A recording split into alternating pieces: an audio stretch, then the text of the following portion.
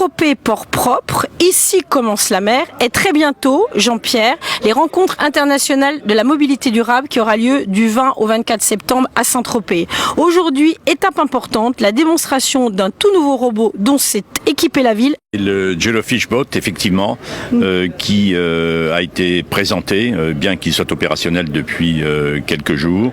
Alors c'est un robot qui permet donc de nettoyer le port, qui est mu par des batteries et qui permet surtout de pouvoir nettoyer entre deux bateaux. Et comme nous avons notamment des très gros yachts de grande plaisance où le nettoyage humain ne peut pas se faire, donc c'est le robot qui va s'en charger. D'ailleurs, robot qui a déjà été adopté et qui est opérationnel dans un certain nombre de ports, donc les ports de Cannes, les ports de Monaco, l'agglomération de la métropole de Marseille notamment.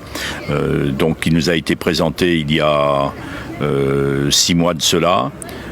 Ça nous avait séduit et c'est la raison pour laquelle nous en avons donc fait l'acquisition. Alors, c'est un robot qui peut être conduit à distance, ce qui rend la chose très intéressante, par caméra et par télécommande. Alors effectivement, pour l'instant, il est donc opéré manuellement, mais ensuite il va y avoir une application qui va lui permettre de travailler de façon tout à fait autonome, sans manipulation humaine. Alors Jean-Pierre, comme je le disais, nous sommes à quelques semaines des rencontres internationales de la mobilité durable. Le jeune docteur en robotique, qui est donc le génie de l'affaire, sera présent à cette occasion, ainsi que de grands ingénieurs qui vont nous montrer ce qu'il est possible de faire aujourd'hui et dont Saint-Tropez sera l'étendard. Voilà, cette opération donc du Jellyfish Boat s'intègre dans une stratégie de développement durable dans laquelle la ville de Saint-Tropez souhaite ardemment s'engager. Ces rencontres qui porteront plus particulièrement sur la mobilité propre, la mobilité durable, mais et surtout sur les 3 volets terrestres, maritimes et aériens, ce qui fait de cette manifestation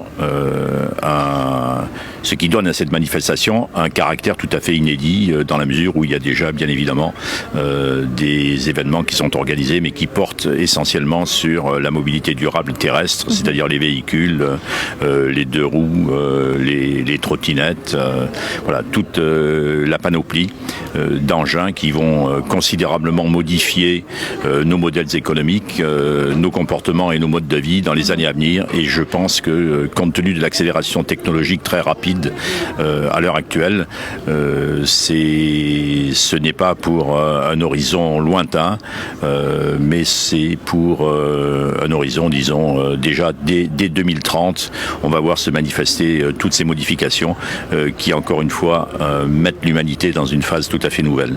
Tradition et modernité, telle est la devise de Saint-Tropez. Merci Monsieur le maire.